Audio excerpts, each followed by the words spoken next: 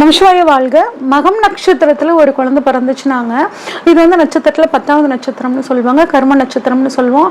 இது அற்புதமான நட்சத்திரம் பேசிக்கா. ஆனால் இந்த நட்சத்திரத்தில் வந்து 4 பாதங்கள் இருக்குங்க.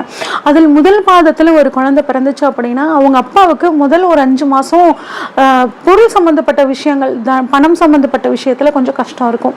2வது பாதமும் 4வது பாதமும் அவ்வளோ தோஷங்கள் கிடையாதுங்க.